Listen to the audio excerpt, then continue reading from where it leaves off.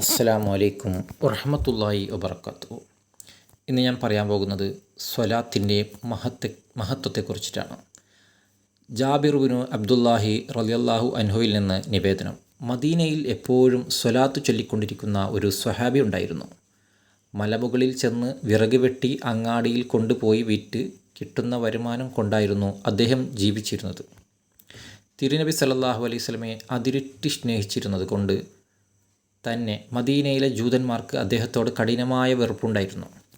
ഒരിക്കൽ 20ഓളം ജൂതന്മാർ അദ്ദേഹം വിറക് വെട്ടുന്ന മലയിലേക്ക് ചെന്നു. സ്വഹാബിയെ അപായപ്പെടുത്തലായിരുന്നു ലക്ഷ്യം. മലമുകളിൽ വെച്ച് അദ്ദേഹത്തെ കണ്ടുമുട്ടി അവർ ചോദിച്ചു, താങ്കൾ സ്വലാത്ത് വർദ്ധിപ്പിക്കുന്ന ആളാണല്ലോ? സ്വഹാബി പറഞ്ഞു, അതെ. എങ്കിൽ ഞങ്ങൾ നിനക്കൊരു പ്രതിഫലം തരുന്നുണ്ട് എന്ന് പറഞ്ഞ് അവർ സ്വഹാബിയെ പിടിച്ചുകെട്ടി തറയിൽ കിടത്തി വരിഞ്ഞു കയ്യിൽ വെച്ചു കൊടുത്തുകൊണ്ട് പരിഹാസപൂർവ്വം പറഞ്ഞു, ഇതാ സ്വലാത്തു ചൊല്ലിയതിനുള്ള സമ്മാനം. നിൻ്റെ നബിയോട് ചെന്നു പരാതി പറ. അത്യധികം സങ്കടത്തോടെ അതുവരെ വെട്ടിയെടുത്ത വിറക് തലയിലേറ്റി സ്വഹാബി നേരെ മസ്ജിദുൻ നബവിയിലേക്ക് നടന്നു. അപ്പോഴേക്കും ജിബ്രീൽ അലൈഹിസ്സലാം മുഖേന തിരുനബി സല്ലല്ലാഹു അലൈഹി വസല്ലമയും വിവരമറിഞ്ഞിട്ടുണ്ടായിരുന്നു. സ്വഹാബി എത്തേണ്ട താമസം തിരുനബി സല്ലല്ലാഹു അലൈഹി വസല്ലമ തങ്ങൾ മുറിഞ്ഞ നാവെടുത്ത് യഥാസ്ഥാനത്ത് വെച്ചു കൊടുത്തു. അത്ഭുതമല്ലാതെ എന്ത് പറയാൻ, നാവ് പൂർവ്വസ്ഥിതി പ്രാപിച്ചു. യാതൊന്നും സംഭവിക്കാത്തതുപോലെ സ്വഹാബി സംസാരിച്ചു തുടങ്ങി. സംഭവിച്ചതെല്ലാം നബി സല്ലല്ലാഹു അലൈഹി വസല്ലമയോട് പറഞ്ഞു. പിന്നെ വൈകിയില്ല.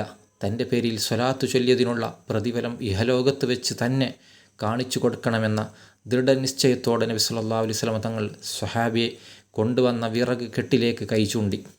ഒരു നിമിഷം വിറക് കെട്ടിന് പകരം ഇതാ സ്വർണ്ണക്കട്ടികൾ അതെങ്ങനെ വെട്ടിത്തിളങ്ങുകയാണ്.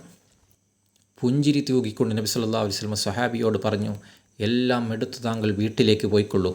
അള്ളാഹു താങ്കൾക്ക് ബറക്കത്ത് ചൊരിയട്ടെ. സ്വഹാബിക്ക് സന്തോഷം. അദ്ദേഹം പറഞ്ഞ്, അള്ളാഹുവിൻ്റെ പ്രവാചകരെ, ഇത്ര വലിയ സമ്പത്ത് എനിക്ക് ആവശ്യമില്ല.